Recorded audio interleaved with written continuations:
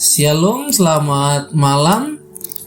Seorang pria memiliki 4 orang putra. Ia ingin anak-anaknya itu belajar untuk tidak terlalu cepat menghakimi sesuatu. Ia mengutus mereka masing-masing ke tempat yang jauh untuk mengamati pohon pir, lalu melaporkan hasil pengamatan itu kepadanya. Anak yang sulung diutusnya pergi pada saat musim dingin, anak yang kedua pada saat musim semi, anak yang ketiga pada saat musim panas, dan anak yang bungsu pada saat musim gugur. Setahun pun berlalu. Ketika mereka semua sudah kembali, pria itu memanggil ke-4 orang putranya untuk memberikan laporan masing-masing. Anak sulung melaporkan betapa jeleknya pohon itu. Ranting-rantingnya kering dan serba merunduk dan bengkok meliuk. Tampak begitu buruk. Anak kedua menyangga. Ia menerangkan bahwa pohon itu tertutup daun hijau dan tampak menjanjikan. Anak ketiga segera meralat.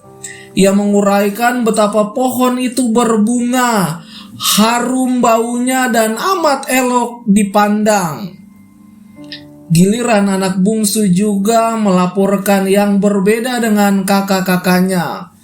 Ia berkata tentang betapa lebatnya buah-buah dari pohon itu.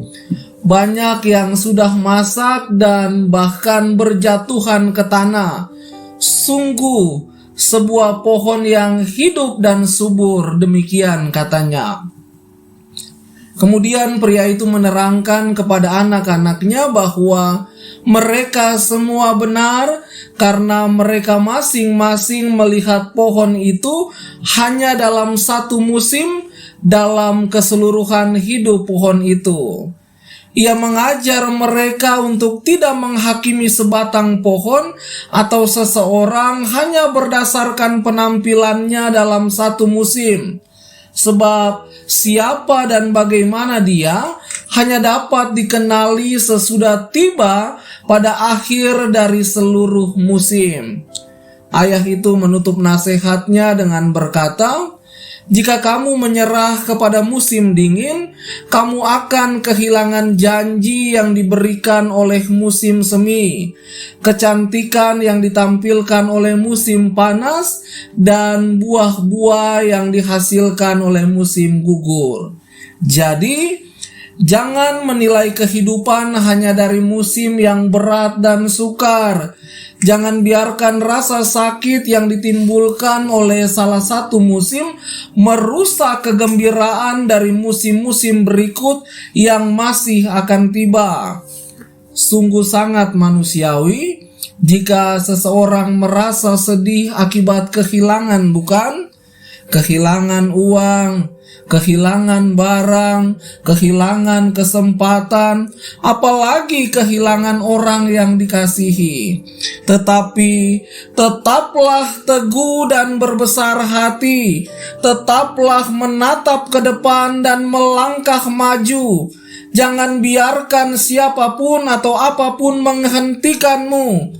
Tetaplah menulis babak-babak selanjutnya dari kisah kehidupanmu. Yang pasti, Tuhan tidak akan membiarkan siapapun dari anak-anaknya berjalan di tengah-tengah kerasnya kehidupan ini dengan tangan kosong. Tidak pernah. Begitu juga dengan Anda dan saya.